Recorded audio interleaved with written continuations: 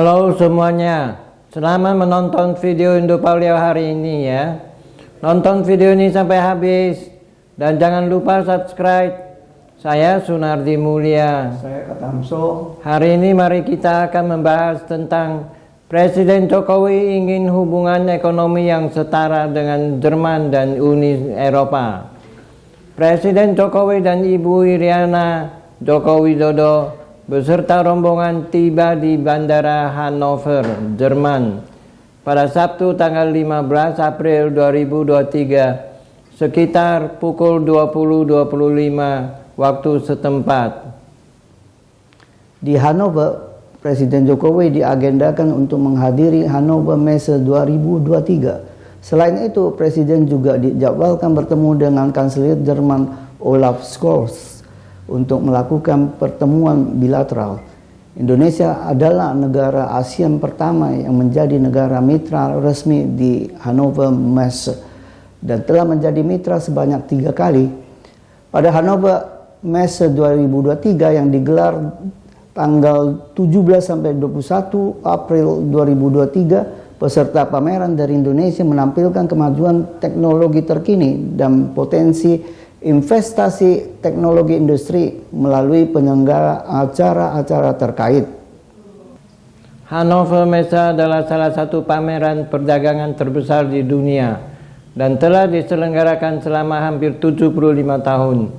Pameran terus berkembang dengan saat ini. Terdapat lebih dari 4.000 peserta pameran dari 63 negara.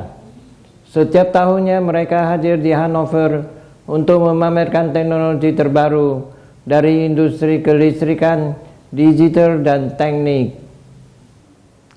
Presiden Republik Indonesia Jokowi bersama Kanselir Jerman Olaf Scholz resmi membuka pameran industri terbesar di dunia, Hannover Messe, Minggu tanggal 16 April 2023 sore waktu setempat.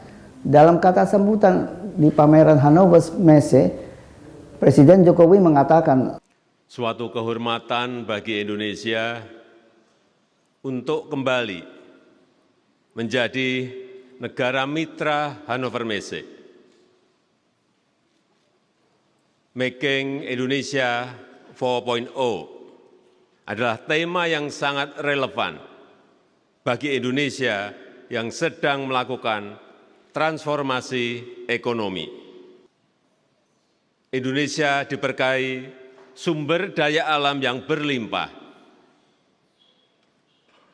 bonus demografi, pasar yang besar, ekonomi yang terjaga.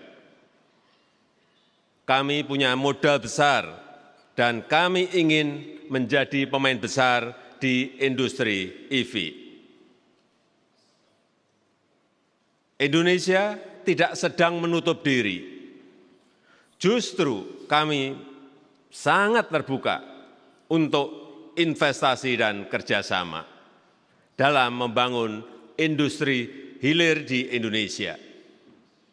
Tahun 2025, seluruh pembangkit batu bara akan ditutup. Meski demikian, Indonesia juga ingin memastikan bahwa transisi energi menghasilkan energi yang terjangkau bagi masyarakat. Ini butuh investasi dan biaya sangat besar, yaitu 1 triliun US dollar hingga tahun 2060, dan Indonesia mengundang investor Jerman untuk membangun ekonomi hijau di Indonesia. Usai membuka pameran Hannover Messe, Kanselir Jerman Olaf Scholz di Gasthaus Lower Saxony, Hannover, Jerman, menyambut Presiden Jokowi pada Minggu tanggal 16 April 2023 sekitar pukul 7.30 malam waktu setempat atau tengah malam 30 WIB, Senin tanggal 17 April 2023 dini hari. Dalam pertemuannya dengan Presiden Jokowi, Kanselir Jerman Olaf Scholz mengatakan, Uni Eropa terlalu banyak mengimpor aneka hasil olahan tambang dari China. Padahal logam tanah jarang tembaga atau nikel tidak ditambang di China, tetapi di negara seperti di Indonesia, Chili, atau Namibia. Kami ingin mengubah itu. Uni Eropa kembali menyuarakan keinginan menuntaskan perjanjian dagang dengan Indonesia. Investasi Eropa untuk pengolahan hasil tambang dan mineral di Indonesia perlu menjadi bagian kesepakatan itu. Keinginan penuntasan itu tidak lepas dari hasrat Uni Eropa mengurangi ketergantungan dari China. Isu halal, sawit, dan politik merintangi penuntasan perundingan.